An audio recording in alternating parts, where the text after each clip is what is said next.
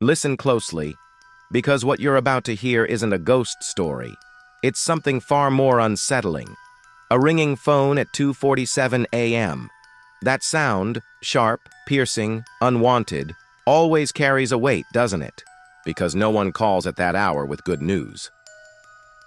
The first story begins in a quiet Midwest town. A young man, let's call him Ethan, working late in a small-town gas station. You know the kind. One flickering fluorescent light above the door.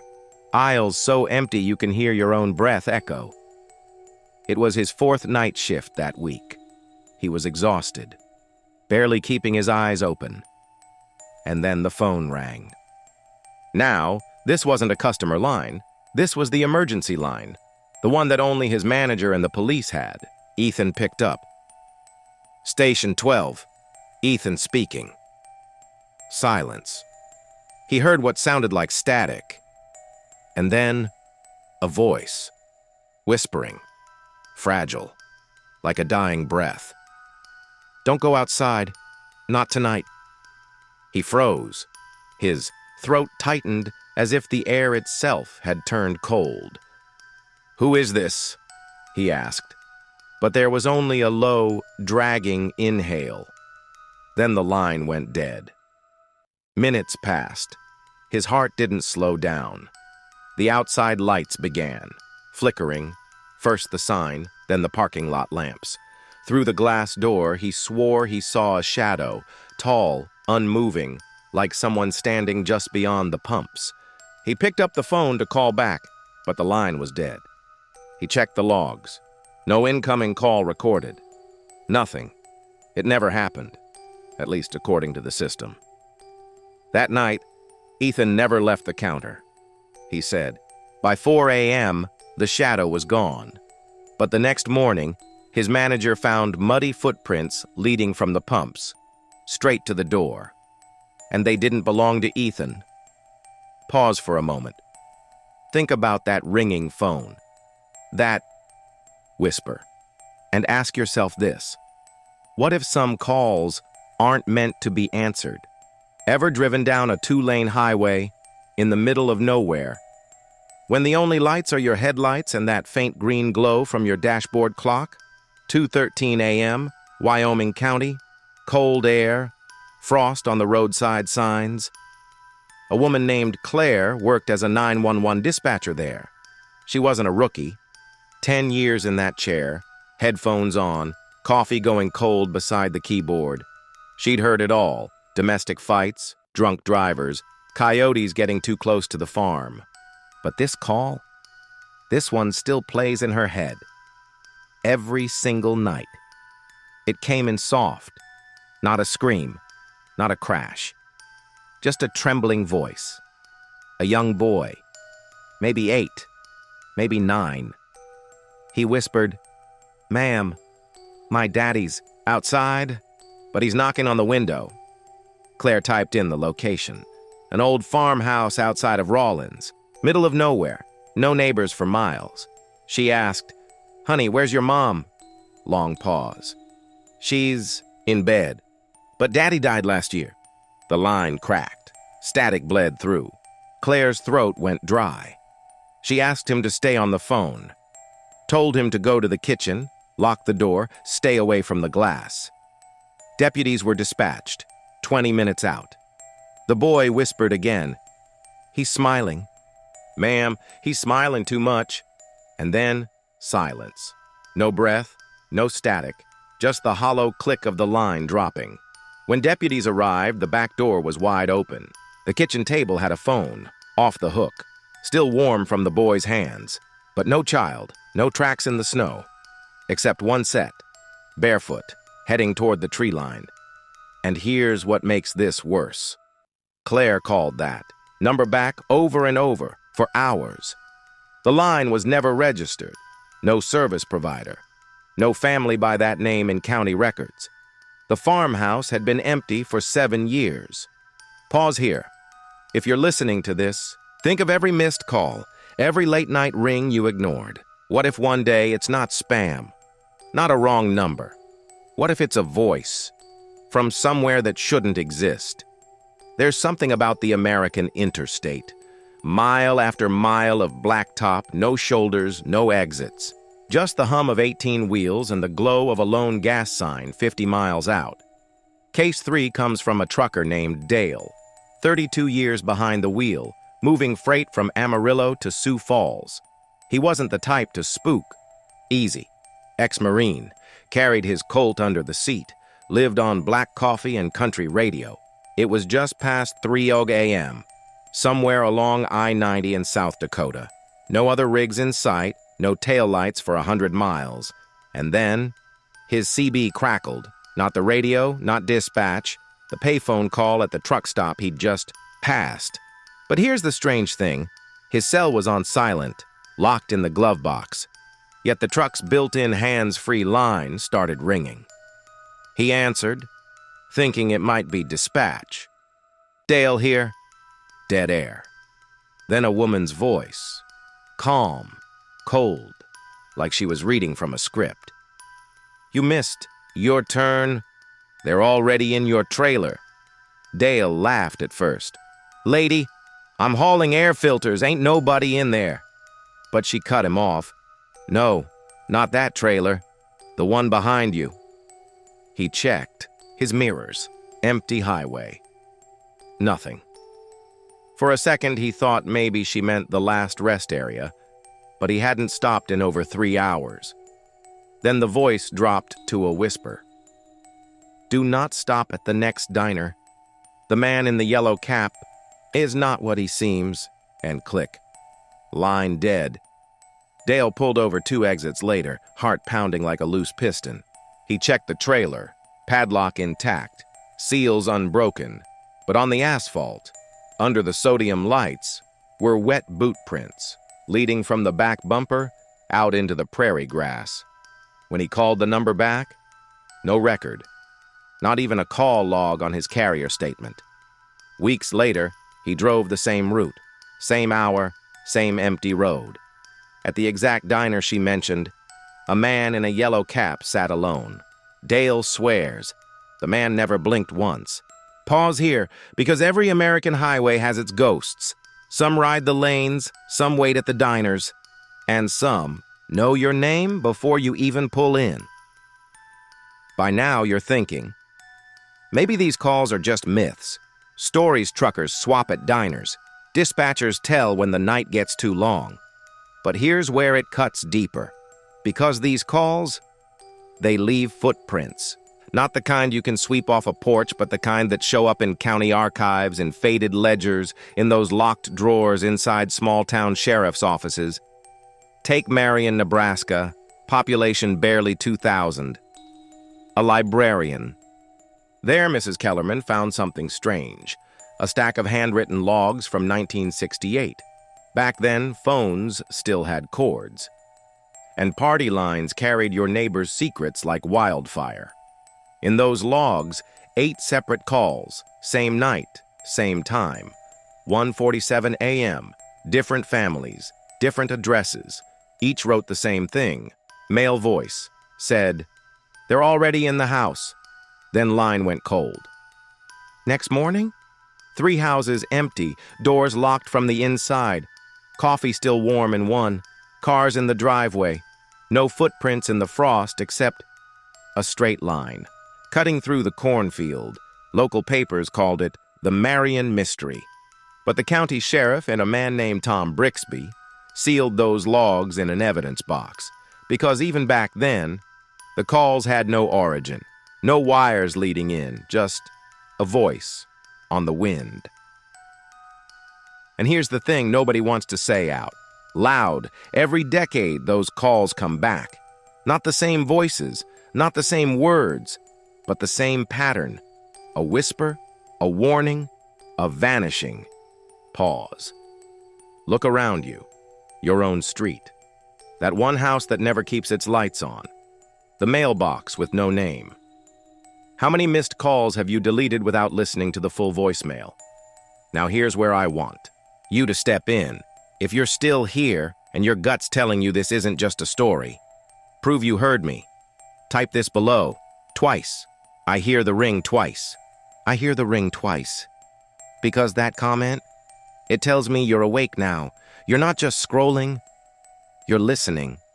There's a reason these stories cling to the underbelly of America. Not in Times Square, not in Los Angeles boulevards, but out there, along the rusted grain silos of Kansas, the two-lane blacktops of West Virginia, where gas is still paid in cash and the waitress calls you Han, even if she's never seen you before. The calls follow the cracks. They bleed through rotary phones in dying towns, through motel lobby lines where the carpet smells like rain-soaked tobacco. Consider Highway 212, Montana. An old state trooper named Reeves found a call sheet taped to his windshield one frost-bitten morning. No envelope, just a list of names, 4 families. Every one of them lived along that stretch. Every one of them gone by winter's end. No forced entry, mail, piled up like autumn leaves. Dogs still in the backyard, unfed but alive. The calls are not random. They map to something older than the highway system itself. Old railway lines, abandoned grain routes, places where the prairie meets the pines and the radio cuts to static. Now, here's where you come in. Most viewers click away by now. They don't want the burden of knowing. But if you're still watching, you're already on the map. This is the crossroad moment. You can scroll, forget this video, or you can anchor yourself right here, right now. Comment this phrase below. It marks you as a listener, not just a watcher. I stay on the line. I stay on the line. Do it twice. Because repetition is a key.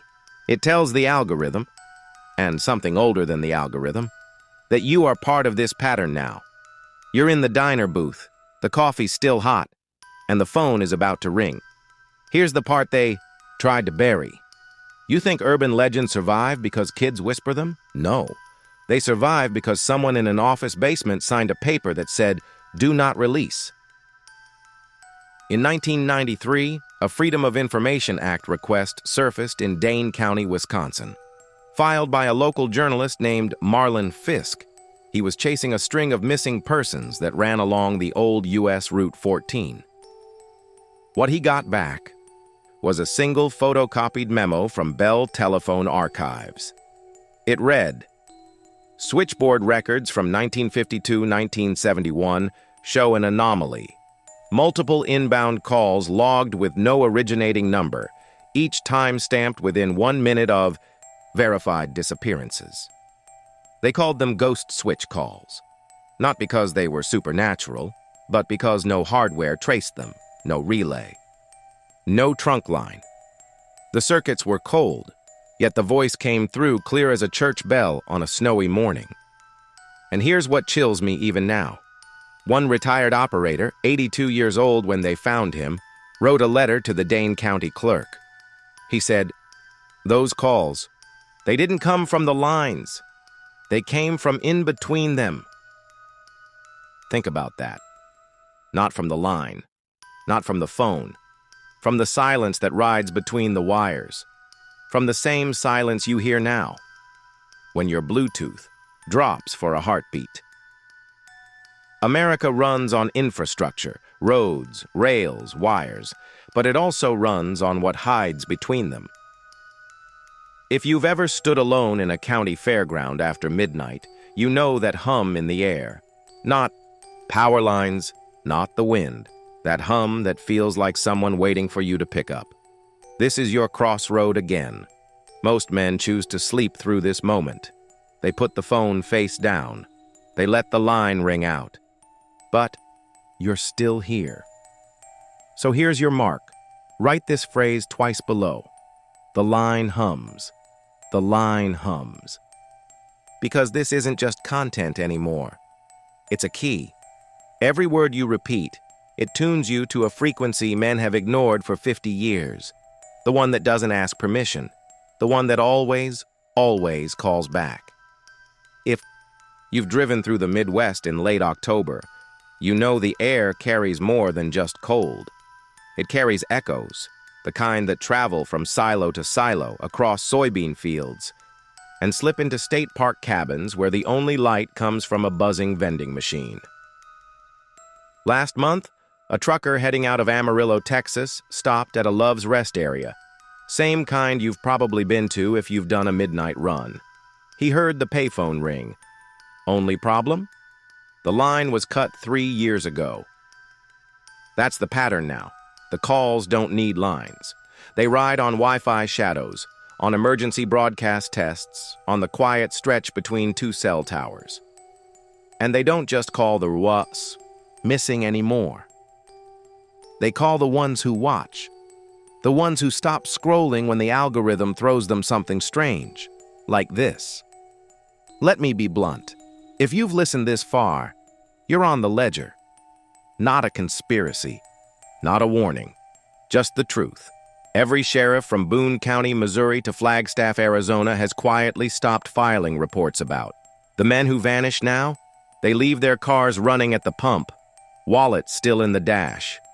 Sometimes, the clerk says they walked outside to take a call. No one saw them walk back. Here's what seals your position. Comment this, not once, twice. I hear the ring. I hear the ring. It's not for me. It's for you. Every man who writes it, says it, owns it. Steps 1 rung lower into the truth. The rung where you stop asking, is this real? And start asking, what's next? America doesn't keep these things in the open. They tuck them between county archives, behind the photo booth at the old Greyhound terminal, inside a file marked non-critical telecommunications. But the calls don't care about files. They care about listeners. There's a term buried deep in an old Homeland Security memorandum, Continuity Echo Protocol. Not in the mainstream records you can pull from the National archives, but in the redacted black bar releases that FOIA clerks whisper about when the coffee runs cold. It started as a Cold War experiment, a network of relay towers stretching from the Dakota Plains to the Carolinas, meant to carry a signal that would survive nuclear winter. But something else hitched a ride. They logged the first phantom call in 1964, just outside Tucumcari, New Mexico, on a stretch of Route 66 that's now half buried under interstate concrete. The phone rang in an abandoned diner at 2:13 a.m. Sheriff's deputy answered it. Voice said, "We already moved them."